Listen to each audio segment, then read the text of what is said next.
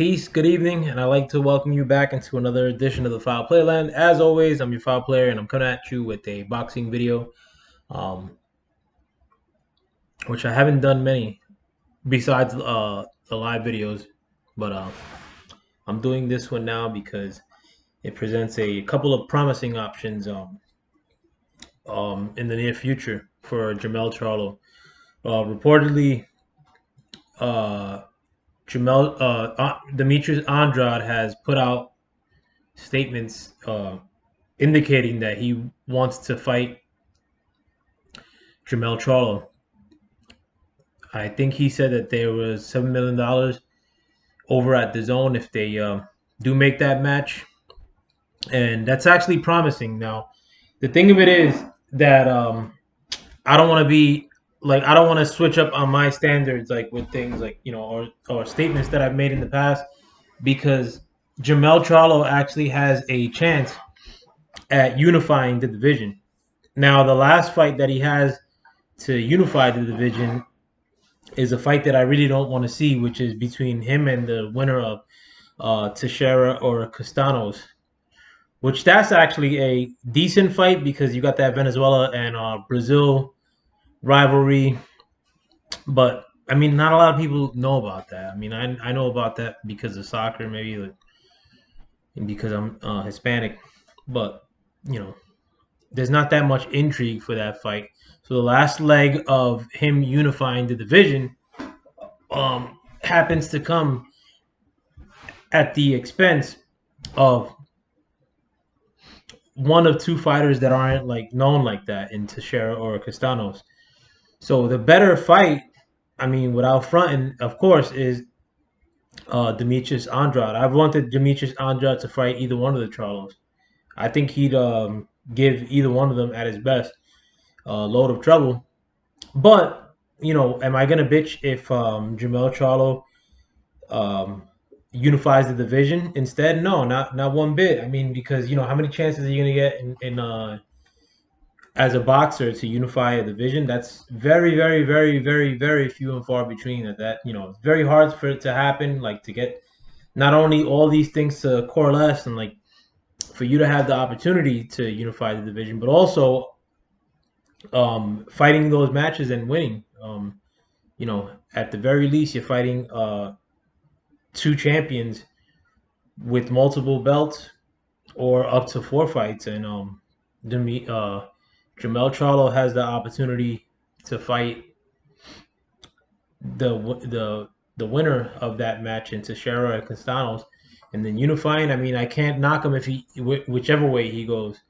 Um, Boxing being as stupid as it is, though, I just hope that you know Jermell Charlo, if he goes the route of unification, which I think he is, um, that the opportunity for him to fight Andrade for that same money is still there. That'd be dope. Um, because I mean, unifying pretty much like puts you into the Hall of Fame. And I mean, like, I hate to bring up the Bud Crawford kind of jab at Errol Spence fans into the argument, but you know, unifying is a big deal. I don't care if you do it at 140. Like a lot of people say like or diminish like Bud's accomplishments by saying that he unified at 140 or 135. No, 140. But unifying is a big deal regardless of the weight. I mean, like if it's like these pepper weights like that are constantly fighting at a buck 20 or something or somewhere around that threshold, it wouldn't be that big of a deal. But 135 and up, it is a big deal. You take that opportunity like if it's presented to you, unless you got a big money fight. And Bud doing that, regardless of the weight that he's doing it, that he's done it in, and in addition to being a champion at 147, you just can't knock the guy, man. Like a lot of people have done in the past. But in spite of that, um, the unification is always a big deal. And even when it comes to Wilder, who happens to be my favorite fighter, you know, the fact that AJ and Fury are going to unify, I mean, I'm not going to knock it because one, It's a unification. It doesn't happen that often.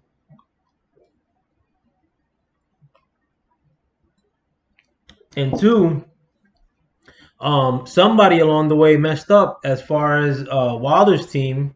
I don't care if Corona was is going to be used as an excuse or some stipulation in the contract, but seemingly Wilder and Fury aren't going to fight next.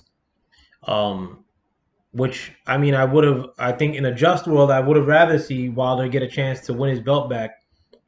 But you know, do I want justice or do I want unification? Or, actually, I'll put it like this: do I want justice for the fighter that I like the most, or do I want unification? I mean, justice is fantastic, but I think unification, in spite of the fact that I don't think AJ would beat Wilder, is just a bigger accomplishment. It's a bigger feat, and then you really, really, really get a guy who's on top of the boxing world. I mean, I think that's a bigger deal for me. We move on from the Mayweather era. Whoever wins between Fury and AJ, unifying, really takes the next step to move on from the Mayweather era. And with Jermell Charlo, I mean, you could kind of say sort of the same. I mean, he's a guy who's 30 years old, um, and has the opportunity to unify. Will I bitch and moan that he doesn't fight Andrade to unify? Absolutely not. I think that's a power move. Either way you put it, 7 million is nothing to sneeze at. I know he's not making 7 million in his fights, but unifying, I mean, you're kind of like at the doorstep of doing something fantastic. I mean, you go 160 right after that and start really terrorizing. I think Jermell Charlo and Jamal Charlo are equipped to fight at 168 personally. Um, I mean, maybe you got a two-prong chase of Canelo at 168. That'd be fantastic because Canelo ain't gonna go to 175. I don't think He may try to get a 175 guy to fight him at like 170 or 169, but he's not gonna go. I don't think he's gonna go up to 175 and stay there. Not with the killers that are up there currently. So I mean, with that, I mean you unify and people can't say, oh well, who'd you fight? You know, you could just counter like, nah, I just unified. Even though people use that same argument against Bud Crawford, oh well, he ain't do nothing at 147. Like 147 ain't popping like that. Like 147 is not stacked. It might be the glamour division, like in name, yeah, but it's not. There's nothing glamorous about the quote unquote glamour division. There's a many times beaten Porter.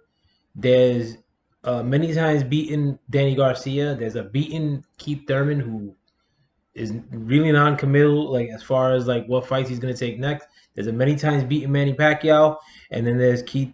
I mean, and then there's Bud Crawford and Errol Spence. So I hope, even though it's not likely, that a lot of these fans who are will that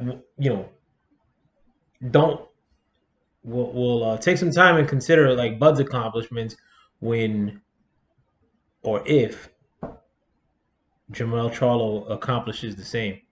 And with Jermell Charlo, I mean, you can't front. Like I mean, who do you beat at 154 to make it pop off for him? Jason Rosario, and the winner of Castano and Teixeira. I mean, that's not like that big of a deal because people want to bring up like who um uh Bud Crawford beat to unify. I mean, I think Postol was a way bigger threat than anybody mentioned there at that time during their reign.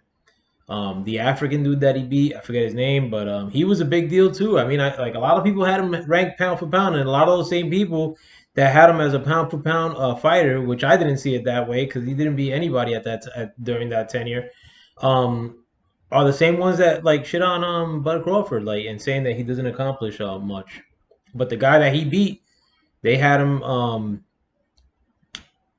as this ranked dude, and all gotten his ass whooped since Bud Crawford beat him.